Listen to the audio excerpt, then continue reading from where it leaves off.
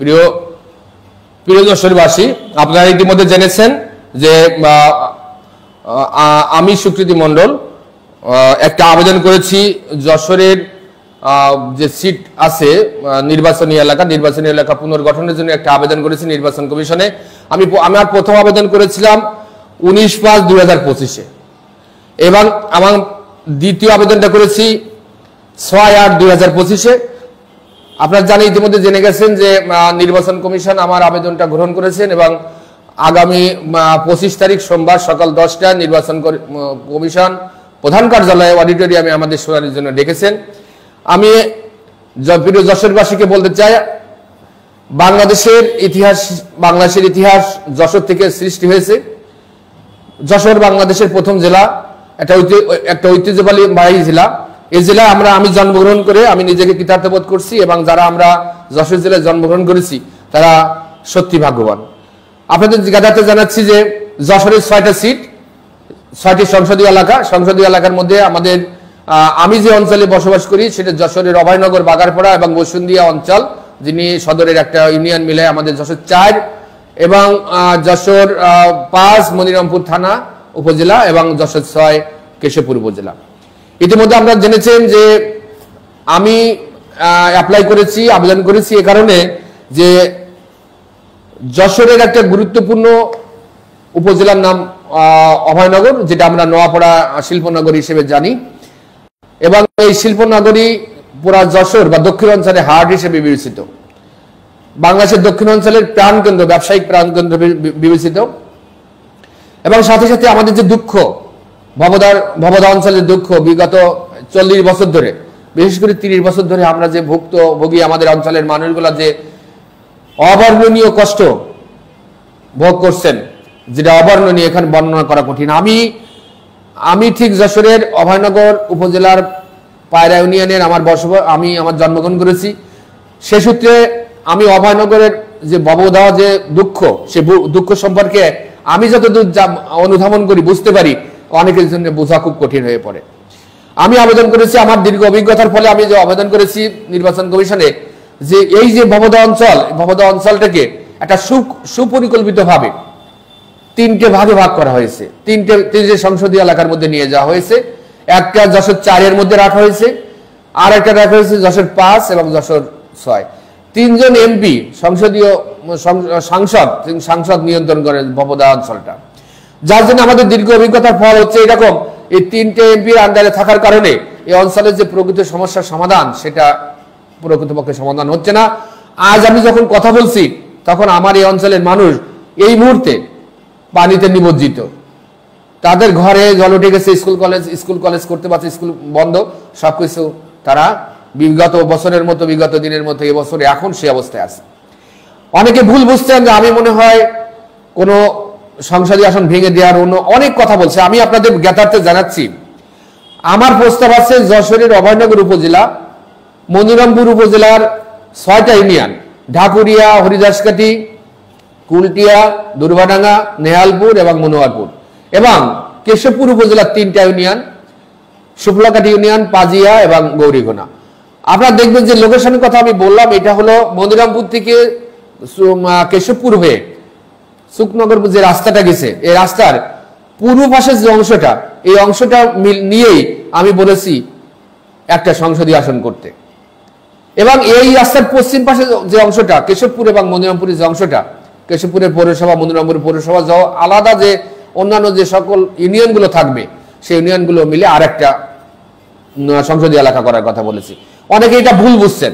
আমি মনে করি নোয়াপাড়া কেন্দ্রিক প্রতিদিনের জীবন নির্বাহ আমার এই অঞ্চলের মানুষগুলো করে। আমি যে লোকেশনের কথা বললাম, যে অঞ্চলের কথা বললাম, যে 6 এবং 3, 9 এবং আমাদের অভয়নগরের 8টা ইউনিয়ন, একটা পৌরসভা, এই মানুষগুলো সবই প্রতিদিন অভয়নগরের নোয়াপাড়া শিল্প অঞ্চল কেন্দ্রিক। তারা জীবনের সকালবেলা ঘুম থেকে উঠে এই অঞ্চলে কাজের জন্য আসে, জীবন নির্বাহ করে এই অঞ্চলে। সাথে সাথে এই অঞ্চলটার ভবদা কেন্দ্রিক যে অঞ্চল, এই ভবদাকে যদি আমরা একটা নির্বাচনী এলাকার মধ্যে রাখতে পারি, ওই অঞ্চলে যেই সমস্যার সাথে হোক না কেন, সে তার একক হাতে এই সমস্যার সমাধান করতে পারবে। আমরা এটা বুঝেছি, এটার মধ্যে অনেক ধরনের ষড়যন্ত্র মানুষ খুঁজে পায়। এই অঞ্চলের সমস্যার সমাধানটা না হয়, এর জন্য যাতে যে সরকারের যে বরাদ্দ থাকে সে বরাদ্দ তারা ভাগাভাগি করে খেতে পারে, ভাগাভাগি লুটপাট করতে পারে, এইরকম একটা বিষয় নিয়ে দীর্ঘদিন 40 বছর ধরে চলে আসছে। এখনো সেই কাজটা করার জন্য ব্যস্ত।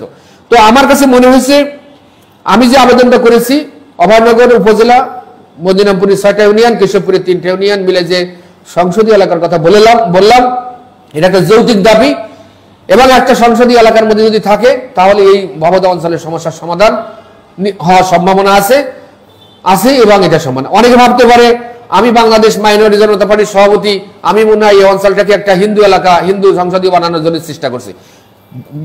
বিষয়টা একদম মিথ্যা কথা এবং আমি মনে করি এটা একটা অবুজের মতো কথা। কারণ এখানে সর্বসাকুল্যে ভোট দাঁড়াবে 30% আশেপাশে, বাকি 70% তো মুসলিম ভোট। এর থেকে তো অনেক বেশি ভোট অন্যান্য সিটি আছে। তো 30% মানুষ মানেই তো সব হিন্দু না, এখানে তো 70% মুসলিম আছে। সো এটা নিয়ে যেন কেউ কোন রকম কোন চক্রান্ত ষড়যন্ত্র মনে না করে, এটা কোনোদিন সম্ভব না। এবং এই যারা করতে চেষ্টা করছে, এখনো যারা গন্ধ খুঁজে পাচ্ছে, বিভিন্ন রকম ত্যাগ লাগানোর চেষ্টা করতেছে, এটা সঠিক না। আমি আমার এলাকাবাসীর পক্ষে কথা বলতে চেষ্টা করছি। এটা আমি পারবো কি পারবো না জানি না, তবে আমি আমার এলাকাবাসীর মনের কথা তুলে ধরার চেষ্টা করেছি বলে আমি মনে করি। অনেকে জিজ্ঞেস করছে, দাদা আপনি কি জিজ্ঞেস করছেন কারো কাছে? না, আমি অনেকের কাছে জিজ্ঞেস করছি। হ্যাঁ, আমি মিছিল মিটিং করে নাই, বড় ধরনের কোনো সমাবেশ করি নাই আমি এই ডিলিমিটেশনের ব্যাপারে, কিন্তু আমি সমস্ত মানুষের কাছ থেকে মনের কথাগুলো বোঝার চেষ্টা করেছি দীর্ঘদিন। আমি একটা উদাহরণ দিয়ে আপনাদের বলি সমস্যাটা কিভাবে। গত 15 বছর ধরে দেখবেন স্বপন ভট্টাচার্য নামে উনি একজন যশোর 5-এর মদিনামপুর এমপি ছিলেন। ওনার ভাই ছিলেন বাংলাদেশ আওয়ামী লীগের প্রেসিডিয়াম মেম্বার, ওনার রিলেটিভ একজন ছাত্রলীগের সেক্রেটারি। এদিকে যশোর 4-এর যিনি এমপি ছিলেন রঞ্জিত কুমার রায়। দেখলাম যে যখন এই ভবদা নিয়ে কোনো কাজ করতে গেছে, ভবদা নিয়ে যখন কোনো পানি উন্নয়ন বোর্ডের বা কোনো কাজ যখন পানি সরানোর বিষয়ে কোনো উন্নয়নে কোনো কথা বলতে গেছে বা সমাধানে কোনো কথা বলতে গেছে, রঞ্জিত কুমার রায় তখন কিন্তু এই অঞ্চলে আসে নাই। এই যে টানাটানি কিন্তু গত 15 বছর থেকে আমি দেখছি। সো এরকম আজ যদি যশোর 4-এ একজন বিএনপির ক্যান্ডিডেট যেতে, যখন 5-এ যদি একজন জামাতের ক্যান্ডিডেট যেতে, 4-3-এ যদি একজন অন্য ক্যান্ডিডেট যেতে, তাহলে কি হবে? এক একটা দলের এক একটা মোটিভেশন থাকে, এক একজনের থাকে। সো তিনটা একই অঞ্চল যদি 3 ভাগে বিভক্ত থাকে, তাহলে দেখবেন এই যে আমাদের যে অঞ্চলের যে মানুষগুলো যে কষ্ট ভোগ করতেছে, সেই কষ্ট তাদের কোনোদিন লাঘব হবে না। এই কারণে এটা একটা ষড়যন্ত্র, রাষ্ট্রীয় ষড়যন্ত্রের মধ্যে থাকে যে ওই জায়গাটা যদি টিকিয়ে রাখা যায় তাহলে এখান থেকে কিছু ইনকাম করার ব্যবস্থা থাকে। যারা রাজনীতি করে, যারা এখানে জড়িত থাকে, প্রশাসনে জড়িত থাকে, পানি উন্নয়ন বোর্ড থাকে, তাদের কাজই হলো এটাকে টিকিয়ে রাখা। টিকিয়ে রাখতে পারলেই তো তাদের ইনকাম হয়, তাদের আয় হয়, অবৈধ হয়। এর সাথে আমার এলাকার অনেক মানুষ জড়িত আছে, যার জন্য আমি সাধারণ মানুষের পক্ষ নিয়ে কথা বলতে চাই। ভবদা অঞ্চলের যে সমস্যার সমাধান করতে চাই, যার হাতে হোক একজন এমপির মাধ্যমে হতে হবে। এবং অনেকে ধারণা যে আমি বাংলাদেশ মাইনরিটি জনতা পার্টির সভাপতি, আমি মনে হয় এমপি হওয়ার জন্য এটা কাজ করি না। আমার এমপি হওয়ার কোনো খাস নেই। আমি যে অর্জন করেছি বাংলাদেশ মাইনরিটি জনতা পার্টির প্রতিষ্ঠাতা এবং সভাপতি, এটাই আমার যথেষ্ট। আমাকে এমপি হয়ে কোনো কথা বলার দরকার নেই। রাষ্ট্র আমাকে স্বীকৃতি দিয়েছেন, এটা একটা নিম্নবিত্ত রাজনৈতিক দল, সারা বাংলাদেশ নিয়ে আমি কাজ করছি। সো আমার একটা অঞ্চলে ওখানে এমপি হয়ে বসে থাকতে হবে এমন কোনো কথা না। আমার যদি কাজের দরকার হয়, মানুষের পক্ষে দাঁড়াতে হয়, তাহলে অবশ্যই আমার যে এখন যে চেয়ারটা এখন রাষ্ট্র স্বীকৃতি দিয়েছে ওটাই যথেষ্ট আমি মানুষের জন্য কাজ করার জন্য। আমাকে এখানে তৈরি করে আলাদা কোনো এমপি হওয়ার দরকার নেই। আর যদি এলাকার মানুষ মনে করে যে তাকে দিয়ে সমস্যার সমাধান সম্ভব, মানুষ তখন সাপোর্ট করবে, কি করবে না এটা মানুষের ব্যাপার। মানুষ যাকে সাপোর্ট করবে সেই হবে এমপি। এখানে কেউ যেন কোনো গন্ধ খুঁজে না পায়। আমি যে যশোর 6-এর প্রস্তাব দিয়েছি, যশোর 6-এর প্রস্তাব দিয়েছি, অভয়নগর উপজেলা মনিরামপুরের 6টা ইউনিয়ন, কেশবপুরের 3টা ইউনিয়ন, মনিরামপুর থেকে কেশবপুরে যে রাস্তা আছে, রাস্তার পূর্ব পাশে যে অংশটা, এই অঞ্চলটা নিয়ে, এবং পশ্চিম পাশের অংশটা আরেকটা সিট হবে। সো আপনাদের সবার জ্ঞাতার্থে আমার মনে আমি আপনাদের বোঝাতে পেরেছি। আপনারা যদি এরপরে যদি বুঝতে কোনো কষ্ট হয়, আমার মোবাইল নাম্বার এখানে দেওয়া থাকবে। কেউ যেন এটা ভুল না বোঝে, আমি আমার মানুষের, এলাকার মানুষের পক্ষে। আমি রাষ্ট্রের জন্য কাজ করি, আমার রাষ্ট্রের মানুষের জন্য কাজ করি, আমার সম্প্রদায়ের জন্য কাজ করি, আমার এলাকার মানুষের জন্য কাজ করি। এখানে কোনো ভ্রান্ত হওয়ার কোনো সুযোগ নাই।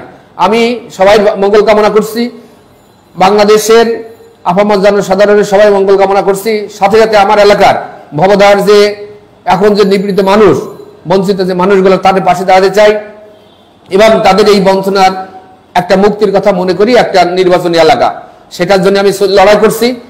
জিতা হারা উপরে যিনি সৃষ্টি করে তার উপরে, যেটা সঠিক আমি বলার চেষ্টা করছি।